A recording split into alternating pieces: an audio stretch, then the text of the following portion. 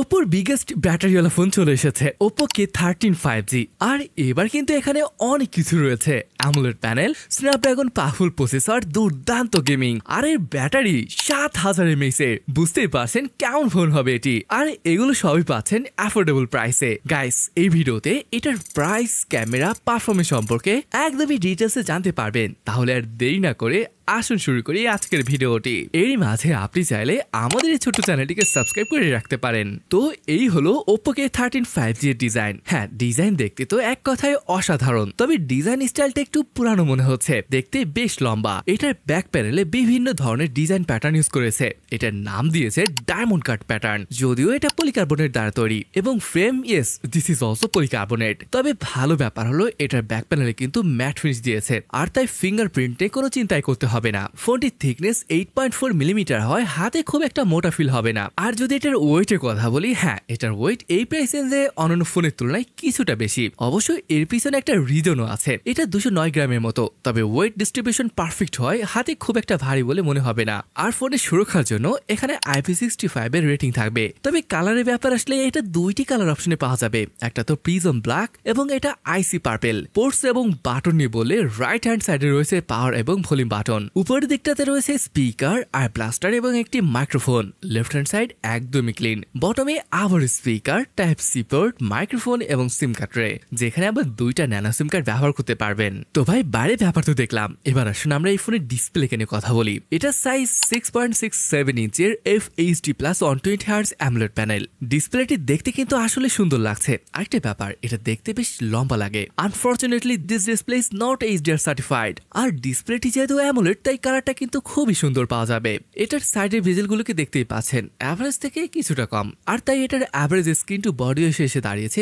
92.2% এর মতো এটার পিক ব্রাইটনেস 62 নিটস এর মতো হ্যাঁ শুনে হয়তো কম মনে হতে পারে বাট বাইরে দেখতে খুব একটা প্রবলেম হয় বলে মনে হয় না গাইস এই ফোনটি দিয়ে আপনি HD তে এক্সট্রিম এবং HDR এ এক্সট্রিম গেম প্লে করতে পারবেন এছাড়া এটা দিয়ে আল্ট্রা HD তেও গেম প্লে করা যাবে মানে বোঝাই যাচ্ছে এখানে বেশ পাওয়ারফুল একটা প্রসেসর ব্যবহার করা হয়েছে এই গেমটি আপনি 60 FPS এ গেম প্লে করতে পারছেন এছাড়া এখানে হাইপার বুস্ট র্যামের গেমিং ড্যাশবোর্ড রয়েছে যেটা আপনার পারফরম্যান্সকে ইনক্রিজ করতে পারে এছাড়া এখানে দেখতে পাচ্ছেন গেমিং এর সময় প্রয়োজনীয় সকল ধরনের ফিচার দিয়ে রেখেছে পারফরম্যান্স নিয়ে এখানে খুব একটা চিন্তা করতে হবে না আপনাকে কারণ এখানে থাকছে কোয়ালকম স্ন্যাপড্রাগন 6 Gen 4 প্রসেসর আর এটার আন্তর্জাতিক স্কোরটা এখানে দেখতেই পাচ্ছেন প্রায় 6,80,000 মতো আসছিল মানে এটার প্রাইস হিসেবে প্রায় 7 লাখের মতো স্কোর যেটা ভালো ব্যাপার ছিল একই সাথে এটা যে থ্রটল রয়েছে এটাও কিন্তু একদম কন্ট্রোলে থাকে আর হ্যাঁ এখানে গেমিং এর জন্য 5700 স্কোয়ার মিলিমিটারের ভিসি কুলিং চেম্বার রয়েছে সাথে 6000 স্কোয়ার মিলিমিটারের গ্রাফাইট শিট দিয়েছে এছাড়া গেমিং টাইমে যাতে নেটের প্রবলেমে পড়তে না হয় তার জন্য ডেডিকেটেড গেমিং অ্যান্টেনা দিয়ে দিয়েছে আর সত্যি বলতে এখানে প্রসেসরটা আসলেই বেশ শক্তিশালী এই প্রাইস সেগমেন্টে যাই হোক দুইটা ভ্যারিয়েন্ট রয়েছে এই ফোনটির 8/128 এবং 8/256GB LPDDR4X RAM এবং স্টোরেজ টাইপ UFS 3.1 সত্যি এই প্রাইস সেগমেন্টে UFS 3.1 খুবই রেয়ার মানে এই প্রাইসে দেখাই যায় না এটা তো ভাই 25,000 নিচের ফোন এমন অনেক ফোন আছে যেটা 30-35,000 UFS 3.1 দেয় না স্টোরেজ টাইপ ভালো হয় এভারেজ পারফরমেন্সে কিন্তু এখান থেকে ভালো পাওয়া সম্ভব পারফরমেন্সের সাথে সাথে আরো একটা বিষয় খুবই চমৎকার লেগেছে সেটা হলো এটার ব্যাটারি ভাই এটা মোবাইল না পাওয়ার ব্যাংক 7000 mAh এর ব্যাটারি আর এত বড় একটা ব্যাটারিকে চার্জ করার জন্য থাকবে 80 ওয়াটের সুপারফুক চার্জার আর মজার ব্যাপার হলো এত বড় একটা ব্যাটারি হওয়া সত্ত্বেও ফোনটি কিন্তু খুব বেশি মোটা মনে হয়নি ওএস সিম বললে এখানে ColorOS 15 রয়েছে বেস অন Android 15 এছাড়া এখানে পাচ্ছেন 2 বছরের মেজর অ্যান্ড্রয়েড আপডেট সাথে পাচ্ছেন 3 বছরের সিকিউরিটি আপডেট আর প্রি ইনস্টল অ্যাপ হ্যাঁ তা তো আছেই আর চাইলে এগুলো রিমুভও করতে পারছেন কানেক্টিভিটির ব্যাপার আসলে এখানে Bluetooth 5.2 dual band WiFi gaming WiFi antenna আর সাপোর্ট এখানে পেয়ে যাবেন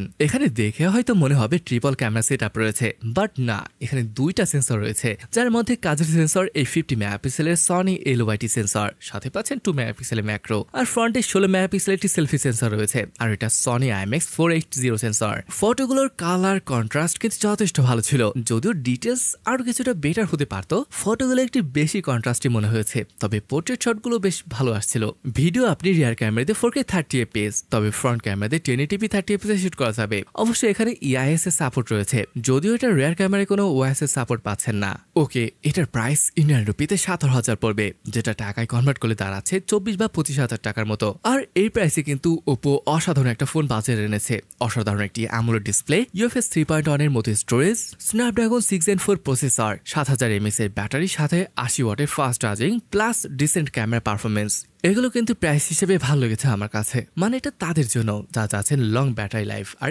স্মুথ পারফরমেন্স, তাদের এটা বেশ ভালো হবে বলে মনে হচ্ছে। তো এই ছিল আজকের ভিডিওটি। কেমন লাগলো তা কমেন্ট করে জানাতে পারেন। তাহলে ভিডিওটি এখানে শেষ করছি, দেখা হবে পরের ভিডিওতে। আল্লাহ হাফেজ।